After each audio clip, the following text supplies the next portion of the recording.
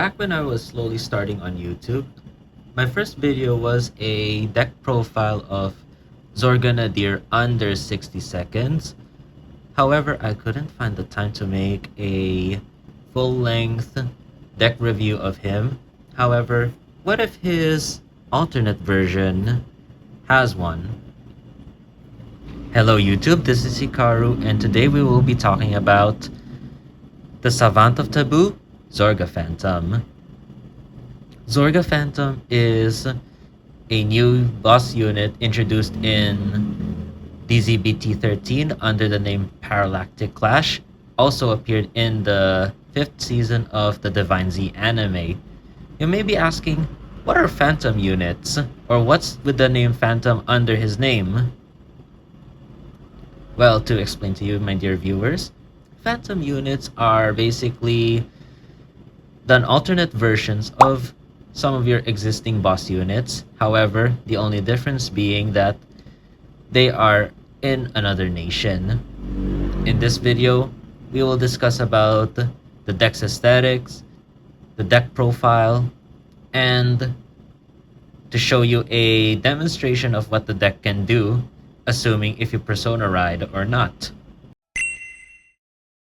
Talking about the deck's aesthetics, like I mentioned before, Phantom units are mostly alternate versions of existing units that are in a different nation, and they utilize a unique order card that is exclusive among Phantom decks known as the Crimson Moons.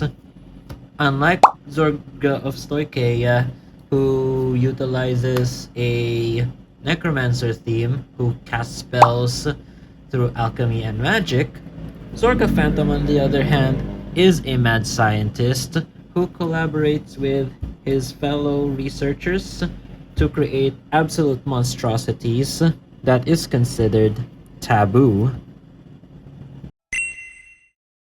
Moving to the deck profile, let's start off with our ride deck, shall we? We have our grade 0, who is your typical D-series starter that if you went second, you draw a card. Then we have our grade 1 Ranker Chain. When he rides over a grade 0 unit, you reveal Zorga from your ride deck, and you add a Regrain Research Lab set order token into your order zone. The Regrain Research Lab says that you can only ride your Vanguard with a Zorga in its card name, and it has an act ability. If you rest it, it lets you call Ubermensch. Ubermensch has a base 0 power, and it has a continuous skill that he gains 5,000 power for each grade of your Vanguard. So basically, if you are grade 1, he starts off as 5,000 power base, grade 2 he becomes 10, and grade 3 he becomes 15. Then, auto once per turn, when you alchemix, you stand this unit up, and if he was in the back row, you put him to a front row rearguard circle, but be sure to move it in front of the same column as where he was in the back. And lastly, auto skill, you must retire this unit at the end of your turn.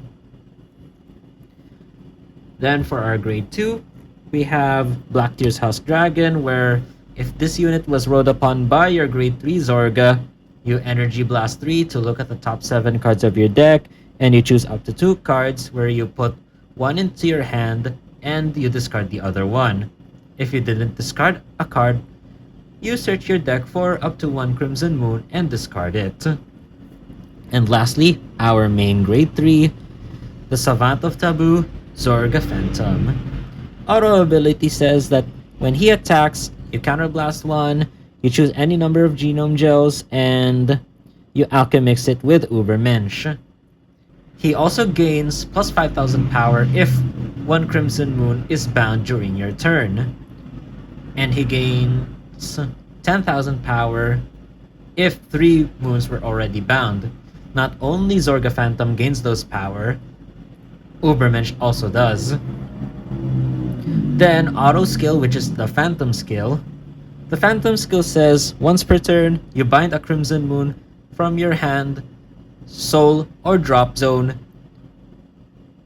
and you choose up to the same number of Crimson Moons bound equal to that of the units from your drop zone and call them to rear. So basically, if one Crimson Moon was bound for your Phantom skill, you can only choose one.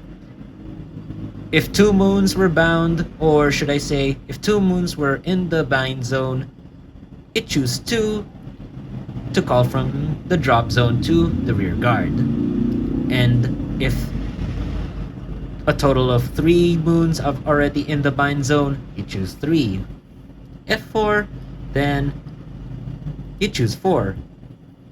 Now with the ride deck done, let's proceed with our main deck. Starting off with our grade 3s, we have 3 Persona copies. Then for our grade 2s, we have 2 copies of Margaret, who is the Phantom Cycler of Brandgate. She has an auto ability when discarded from your hand during your ride phase. You pay either a Soul Blast 1 or an Energy Blast 3 to search your deck for up to 1 Crimson Moon and add it to your hand and shuffle your deck. Another auto ability she has is when she's put to the Guardian Circle from your hand, you can pay either a Counter Blast 1 or an Energy Blast 3 to draw a card. Next of our grade 2s, we have 2 copies of Eddy Probe. Just so you know, all regrade researchers share an act ability while in hand where you don't have a card in your order zone with the same card name, and if you didn't put a card into your order zone once during your turn, you put that card into the order zone and draw 1. Eddy Probe then has an act ability where if you didn't bind him during your turn, you bind him and add, or should I say, choose up to 1 or choose up to the number of your Crimson Moon cards bound and give them 5k. So basically, depending on the number of Crimson Moons you have bound, you choose any number equal to that and give them 5k. So if you have 4 moons bind, you have 4 moons in your bind zone, you give 4 units 5,000 power. Next to our grade 2s, we run 3 copies of the Monkey, whose ability is when he is alchemixed, you counterblast 1 and you put that unit into the drop zone and you call him back to the rear guard. And he also gains 10,000 power as a bonus. At the end of the turn he attacks, you bind that unit. So this guy, the monkey right here, serves as Zorga's 5th attacker in the deck. Next for our grade 2s, we have 3 copies of Cranial Ring, aka the molded from Resident Evil 7. Auto from drop, when your Ubermensch is called into your rear guard during your turn, you get to call him to the rear guard. But be sure that you don't have the same unit as him to proc his effect.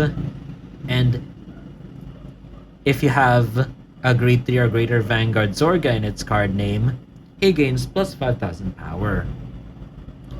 He also has an auto ability when you alchemix him, Ubermensch gains a crit.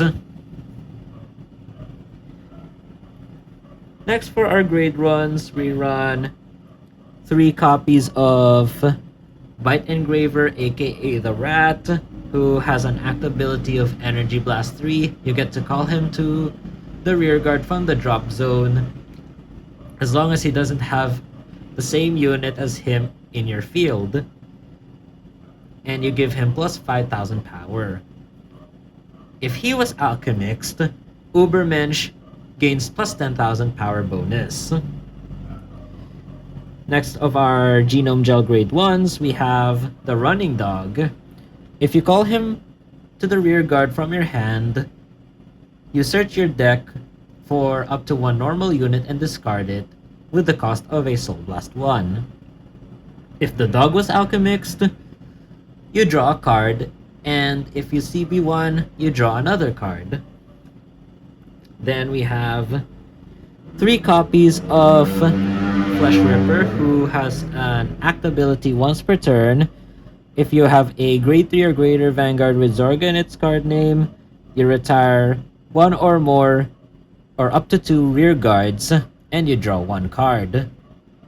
So if you draw a card, or should I say, if you retire 2 rear guards, not only you draw a card, you get to countercharge 1. And she has an auto skill from drop. If you alchemixed this turn, you get to call her at any open back row rearguard circle. She gets retired at the end of your turn. Then we have 4 copies of Hendrina, where she has an auto skill when she boosts a grade 3 Zorga. She gains plus 5,000 power, and if you Soul Blast 1, you look at the top 3 cards of your deck and choose up to 1 from among them and discard it. And she also gains plus 2k power. While in the order zone, once per turn, if you have a greater or greater Zorga in its card name, if you have 2 Crimson Moons in your bind zone, you can discard a card to give Zorga triple drive. And of course, we run 4 copies of the Crimson Moon, aka the Blood Moon. Basically, the Crimson Moon comes in 2 different versions. One is the rare and one is the double rare. Both having the same effect, but the only difference is that the double rare lets you draw a card. By that, if you played the Crimson Moon during your turn, you look at the top 5 cards of your deck to choose a rear guard or a unit card from among them that is a grade equal or less than your Vanguard. You call it to the rear guard. And, or should I say, or you add 1 Crimson Moon from the top 5 and add it back to your hand and shuffle your deck. The Crimson Moons have 2 continuous abilities where, especially the Rare Moon, where this card counts as a Crimson Moonlight and it cannot be bound either by the cost of your Phantom skill and continuous skill while in the bind zone. This unit cannot be chosen or moved to other zones by any player's card's abilities. And the Crimson Moons have an act ability wherein, while in the damage zone, you choose to look at the top card of your deck and put it to the damage zone. You put the Crimson Moon that was in your damage zone and put it to the drop zone. Last of our grade 1s, we have, of course, the essential 3 PGs and 1 Elementary Sanctitude. For our grade 0s, or the trigger lineup, we run 8 crits, 4 effect crits, and 4 vanilla crits. Then we have 4 vanilla heals, 3 effect draws. Ideally, these are supposed to be front triggers, but there will be cases that you might not get the needed cards during your turn. So you will need some of that draw power as a sort of emergency measure. But in the end, you still need to use fronts on Zorga Fantome. And lastly, for our over trigger, we run the red over trigger, which synergizes well with Ubermensch, who can let you swing for 100 mil and 2 crits twice in a row. Later on, I'll show you a demo of how this deck's combo works, assuming if you Persona Road or not. Let's move on to that. In this demo, I'll show you a combo of Zorga, assuming once he's reached your Persona Ride turn. So once you started, you've already drawn, and you're about to energy charge 3. You Persona Ride, and you draw a card. Then, since this is the state of your hand, what you're gonna do is put Eddy Probe first into your order zone and you draw one. Since you don't have an Eddy Probe in your order zone just yet, and you've already had, say, Hendrina and Flesh Ripper back in your previous turns, what we're gonna do next is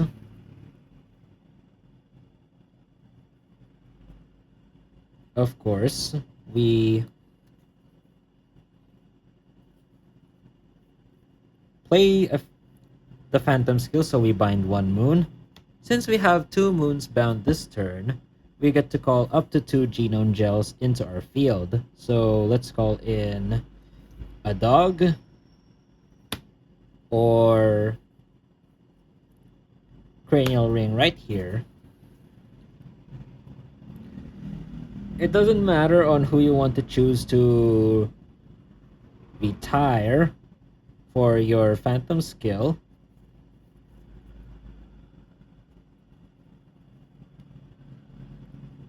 Or should I say call from your Phantom skill.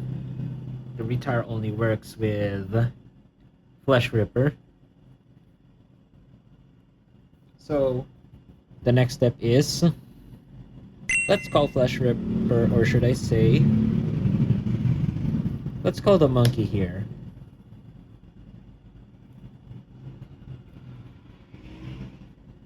What you're gonna do next is, using Flesh Ripper's act ability, you retire two rear guards and you get to draw one. Since her skill says you can countercharge if you retire two units, we're gonna do just that.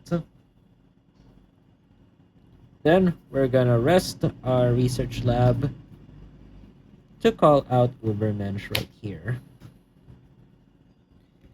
Once you called Ubermensch, let's do the abilities.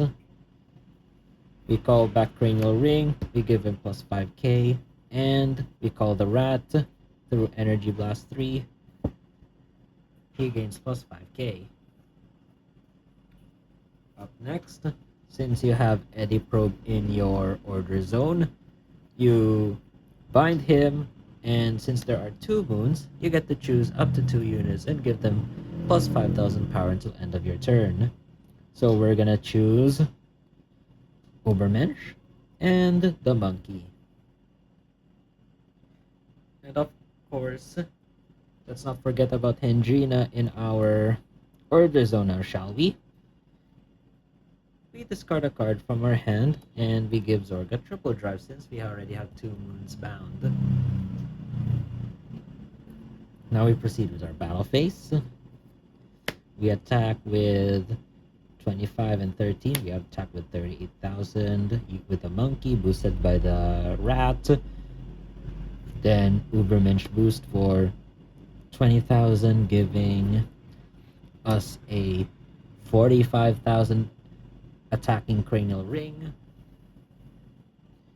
And then Zorga giving us a big swing. You can either choose to pay the soul blast of Hendrina for her skill, but I'm choosing not to. So we proceed with our counter blast for Ubermensch to Alchemix. So how does Alchemix work, you may ask? Alchemix is basically having these genome gels being eaten by Ubermensch, and Ubermensch stands back up. And we move him in front to the front rearguard circle of the same column. Since we Alchemix the rat, Ubermensch gets plus 10. Since we Alchemix cranial ring, he gains a crit. And since we Alchemix the monkey, we're gonna put him to the drop zone and counterblast 1. And we call him back here. Since we Alchemix this turn, you can choose either where to put Flesh Ripper, whether do you want her boosting the monkey or Ubermensch. Personally, I would suggest putting Ubermensch here. Or should I say, having her boost Ubermensch. Then we proceed with our triple drive. So first check, a heal trigger. We heal out 1 point of damage. And second check. Oh, forgot to give the power. Let's give the power of the heal trigger to the monkey, shall we? Then the third check, no trigger. And then the monkey now attacks for 30,000, for 40,000 at most. And then Ubermensch will attack for 20, 25, 35,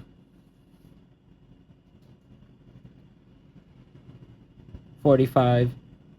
Then we boost with +8, making that a 53 to the Vanguard with 2 crits.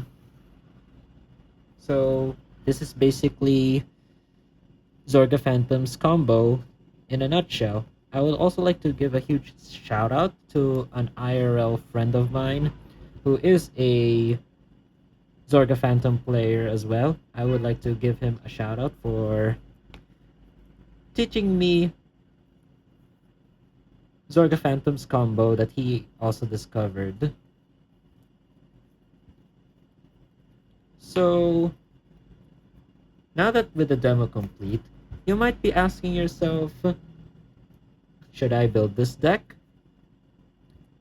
Overall, Zorga Fantome is an easy and aggressive deck to play, since you have Ubermensch and you could spam to call Ubermensch during your turn, especially in your grade 2, since this is a grade 1 order and the act ability doesn't require Zorga to be your Vanguard for you to rest it and call Ubermensch. It is a good and aggressive way to attack during the early game. And if you're looking for a deck that has a mad scientist aesthetic into it, that is also easy or intermediate to pilot, then I would personally recommend you to pick this up. That's all for now to discuss on Zorga Fantome and my thoughts on this deck. Be sure to like and subscribe, and I'll see you again next time.